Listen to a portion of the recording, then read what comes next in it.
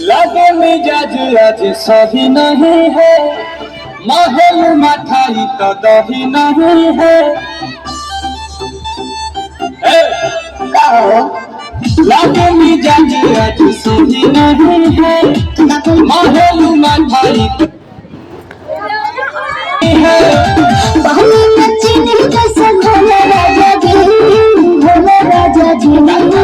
पानी में चीनी जैसे घोले राजा जी, घोले राजा जी। कमरिया गोले गोले, कमरिया गोले गोले, कमरिया गोले गोले गोले गोले गोले राजा जी। कमरिया गोले गोले गोले गोले गोले राजा जी। कमरिया गोले गोले गोले गोले गोले रानी जी। कमरिया गोले गोले गोले गोले गोले रानी जी।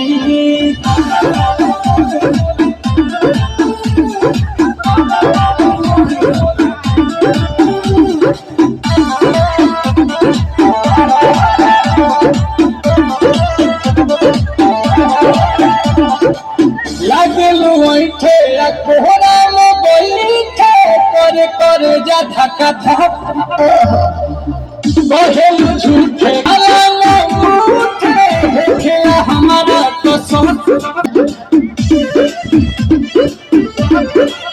सुनहरा जी संगवा हमरा जी संग ताकि दिल दो जाते मेरे जी सुन बात तू मीठी मीठी बोले राजा जी, राजा जी। बात तू मीठी मीठी बोले राजा जी, बोले राजा जी। कमरिया बोले बोले, कमरिया बोले बोले, कमरिया बोले बोले बोले बोले बोले राजा जी। कमरिया बोले बोले बोले बोले बोले राजा जी। कमरिया गोले गोले गोले गोले गोले रानी जी। कमरिया गोले गोले गोले गोले गोले रानी जी।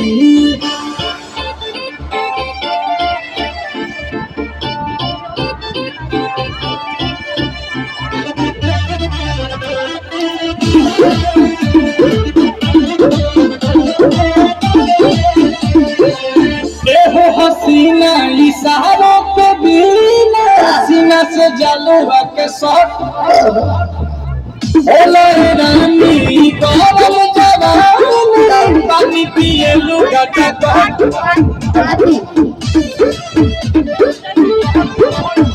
या कमरे में चलो जरा समझना, तुम हो सीधे साधे मैं हूँ चमक छलो। आओ बाबा बोले बोले राजा जी, बोले राजा जी। आओ बाबा बोले बोले राजा जी, बोले राजा जी। कमरिया बोले बोले, कमरिया बोले बोले, कमरिया बोले बोले बोले बोले बोले राजा जी। कमरिया बोले बोले बोले बोले बोले राजा जी। कमरिया गोले गोले गोले गोले गोले रानी जी। कमरिया गोले गोले गोले गोले गोले रानी जी।